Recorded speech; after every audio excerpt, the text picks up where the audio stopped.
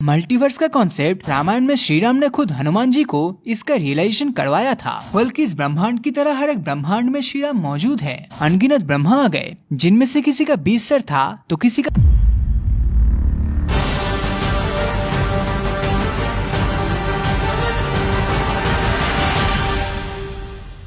2018 में Stephen Hawking ने mathematically साबित किया था कि मल्टीवर्स मौजूद है, जहां आप और मेरे जैसा ही एक और शख्स किसी दूसरे यूनिवर्स में अपनी जिंदगी जी रहा है। इस बात का पुख्ता सबूत 2021 में भेजे गए जेम्स वेब टेलीस्कोप ने हाल ही में दिया है। साइंस के जो कॉन्सेप्ट्स आज हमें हैरान कर रहा है, उन्हें आज से लाखों साल पहले साबित किया गया था हमारे धार्मिक ग्रंथों पे। और इसमें ऐसे कई साइंटिफिक कॉन्सेप्ट्स है जिन्हें खोजे हुए अभी 500 साल भी नहीं बीता है।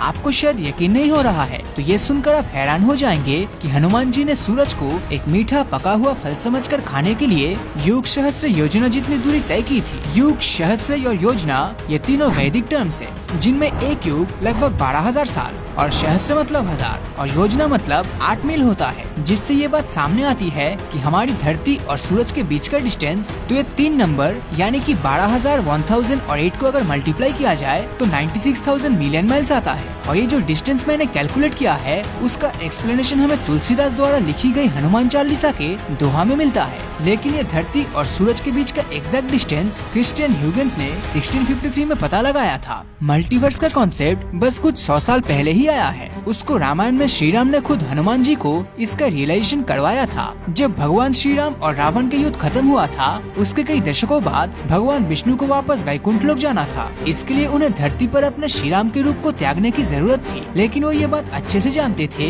कि उनके परम भक्त हनुमान उन्हें यहाँ से कभी जाने नहीं देंगे। इसीलिए राम जी ने अपने एक अंगूठी को महल के फ्लोर के दरार में गिरा दिया था और हनुमान जी से उसे खोजकर लाने के लिए कहा। दोस्तों, हनुमान जी ने खुद का स्वरूप छोटा किया और उस अंगूठी को खोजने के लिए उस दरार में चले गए। वैसे वो दरार कोई दरार नहीं था, बल्कि एक सुरंग था जो नागलोक तक जाती थी, जहां हनुमान जी की मुलाकात नागों के राजा नागराज वसुकी से हुई थी। हनुमान जी ने उनको पूछा कि वो यहाँ पर श्री राम की अंगूठी लेने आए हैं, वो आखिर कहाँ है। हनुमान जी की बात सुनते ही नागराज वसुकी ने उनसे पूछा कि आप कौन से राम की अंगूठी लेने आए हैं। जिसके बाद हनुमान जी ने हैरानी के साथ पूछा कि आप श्री राम को नहीं जानते।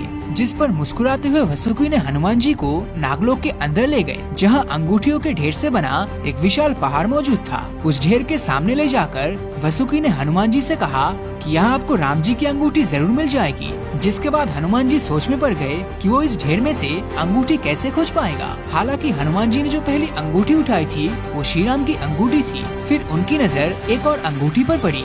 हनुमान जी ने उस अंगूठी को भी उठा लिया और वो भी देखने में बिल्कुल पहली अंगूठी जैसा ही था। इसके बाद हनुमान जी ने देखा कि वहाँ सारी की सारी अंगूठी एक जैसा ही लग रहा है। जिनको देखकर हनुमान जी नागराज वसुकी से कहने लगे कि ऐसा आखिर कैसे हो सकता है। तब वसुकी ने बताया कि हर ब्रह्मांड में से हर त्रेता युग में श्री राम अपनी अंगूठी इस पाताल लोक में भेज देता है, जिससे कि आपको इस बात का एहसास हो सके कि आपके श्री राम इस अनंत ब्रह्मांड में एकलौते श्री राम नहीं है, बल्कि इस ब्रह्मांड की तरह हर एक ब्रह्मांड में श्री राम मौजूद है। ये सृष्टि या ब्रह्मांड एक नहीं बल्कि अनगिनत है। श्री राम पहले भी थे और हमेशा रहेंगे, पर किसी और पैरेलल यूनिवर्स में समय का चक्र भी एक नहीं है बल्कि अनेक है। ये दुनिया भी यूं ही बनती और बिगड़ती रहेगी और क्या पता किसी पैरेलल वर्ल्ड में श्री राम आज भी मौजूद हो। श्रीमद् भगवत के कंत 10 चैप्टर 13 के अनुसार जब श्री कृष्ण ने अगासुर का वध किया था, तब देवलोक में उनके गुणगान होने लगे। इसको देखकर ब्रह्मा जी सोचने लग गए कि आखिर एक साधारण सा बालक इस तरह से इतने बड़े असुर को कैसे मार सकता है। अपने इस सवाल का जवाब खोजने और श्री कृष्ण को परीक्षा करने वो वृंदावन आ गए। ब्रह्मा देखते हैं कि कृष्ण अपने कुछ साथियों के साथ गाय चरा रहा है। उन्होंने जब कृष्ण जी को इन ग्वालों के साथ भोजन करते हुए देखा, तब उन्हें ये देखकर काफी घृणा हुई और सोचे कि क्यों न इसका परीक्षा लिया जाए। सबसे पहले तो ब्रह्मा ने उन ग्वालों के गाय बछड़े को चुरा लिया। फिर जब श्री कृष्ण अपने गाय बछड़ों को खोजने गए, तब ब्रह्मा जी ने अपनी अगली चाल चलते हुए सभी ग्वालों को तो पहले गायब कर दिया, फिर खुद उन्हें ब्रह्मालोक में जाकर छुपा दिया। जब कृष्ण जी वापस लौटे तो उन्हें सब समझ आ गया था। जिसके बाद ब्रह्मा जी को कोई जवाब दिए बिना ही उन्होंने खुद को ही कई रूपों में अलग करके खुद ही गायब हुए गाय, बछड़े और ग्वालों का रूप धारण कर लिया। ब्रह्मालोक में छुपाने के बाद जब ब्रह्मा जी फिर से धरती पर वापस आए, तब उन्होंने देखा कि जिन ग्वालों और गायों को वो अभी अभी ब्रह्मालोक में छिपा कर आए थे, वो धरती पर कृष्ण जी के साथ खेल रहे हैं। ये देखकर ब्रह्मा जी चकरा गए और प्रार्थना करने लग गए। ब्रह्मा जी की ऐसी स्थिति देख के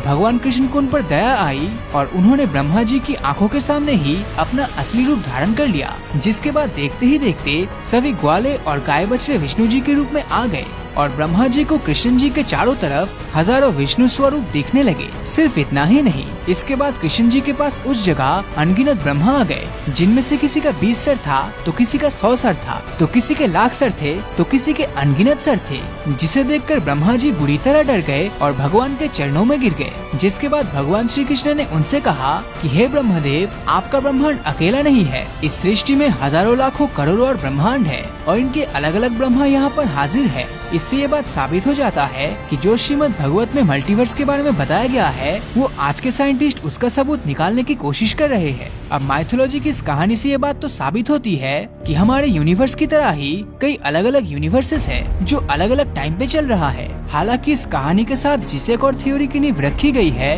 वो है endless cycle of creation and destruction की। हमारा साइंस ये कहता है कि एनर्जी और मैटर को ना तो बनाया जा सकता है और ना ही डिस्ट्रॉय किया जा सकता है, बस इनका रूप बदलता रहता है, जिस वजह से ये एक फॉर्म से दूसरे फॉर्म में सिचुएशन के अकॉर्डिंग कन्वर्ट होती रहती है। और एक पॉइंट ऐसा भी आता है जब ये वापस से उस चीज में बदल जाता है जिससे इसकी शुरुआत हुई थी। अब इसको law of conservation of energy and law of conservation of matter कहा जाता है। और इसके अलावा इस कहानी में यह भी बताया गया है कि हमारे टाइम में जो चीज पहले फॉरवर्ड डायरेक्शन में मूव करेगी वो कुछ समय के बाद बैकवर्ड डायरेक्शन में आकर वापस से डिस्ट्रॉय हो जाएगी। जैसा कि हमें इस कहानी में बताया गया है कि 4 युगों के बाद जब मानवता पूरी तरह से पाप में डूब चुकी होगी, तब भगवान विष्णु मानवता को खत्म करके एक बार फिर धर्म के साथ धरती की पुनर्स्थापना करेंगे।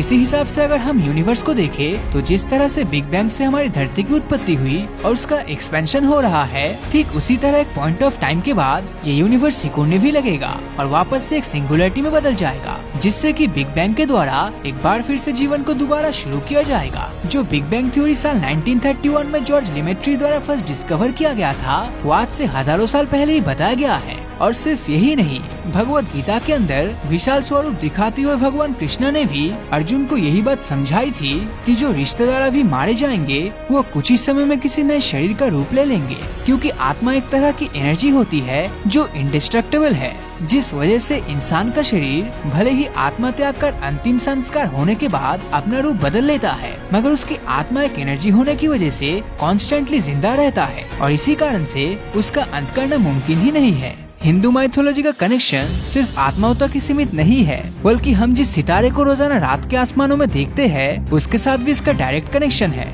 आपने त्रिमूर्ति के बारे में तो जरूर सुना होगा, जिसे हिंदू पौराणिक कथाओं में 3 मुख्य तत्वों को दर्शाता है। ब्रह्मा जो चीजों को बनाता है या उत्पन्न करता है, विष्णु जो सृष्टि का पालन करता है और शिवा जो सृष्टि का विनाश करता है। अब यही एग्जैक्ट चीज को अगर हम एक सितारे के लाइफ स्पैन के साथ कंपेयर करें तो एक सितारा बहुत ज्यादा गैस क्लाउड्स के ग्रेविटेशनल फोर्स की वजह से एक प्रोटोस्टार बनता है। अब ये प्रोटोस्टार अपने आसपास मौजूद स्पेस के सभी चीजों को अपने भीतर खींचकर न्यूक्लियर फ्यूजन रिएक्शन करना शुरू कर देता है, जिससे ये कंप्लीट स्टार बनता है। तो ये जो स्टार के जन्म का प्रोसेस है उसे हम ब्रह्मा के द्वारा स्टार्स की बनावट या जन्म के साथ कंपेयर कर सकते हैं, क्योंकि ब्रह्मा को ही गॉड ऑफ क्रिएशन या सृजन का देव कहा जाता है। अब सितारा अपने जन्म के बाद अपनी जिंदगी के कई तरह के पड़ाव से गुजरता है, जिसमें वो सितारा अपने आसपास की चीजों को एनर्जी देती है, जैसे कि हमारी धरती को सूरज एनर्जी प्रोवाइड कर हमें स्पेस के एक्सट्रीम कोल्ड कंडीशन से रक्षा कर रहा है। इसे हम भगवान विष्णु के साथ कंपेयर कर सकते हैं,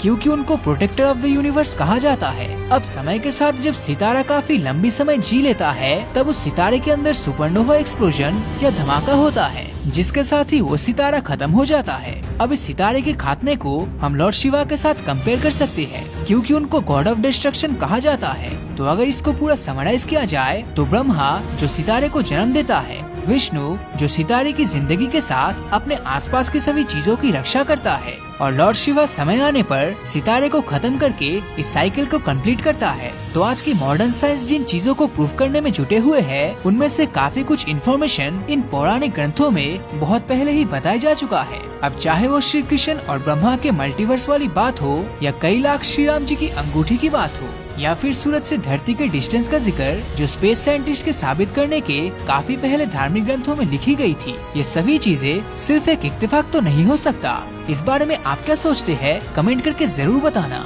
और अगर ये वीडियो आपको अच्छा लगा हो तो इस वीडियो को लाइक और अपने दोस्तों के साथ शेयर करना मत भूलना। और अगर अभी तक आपने हमारे चैनल को सब्सक्राइब नहीं किया है तो सब्सक्राइब करके नोटिफिकेशन बेल को ऑन कर दीजिए, क्योंकि मैं ऐसी वीडियोस हर हफ्ते लाता रहता हूँ। तो मिलता हूँ आपसे अगले वीडियो में, और हमेशा की तरह थैंक्स फॉर वॉचिंग।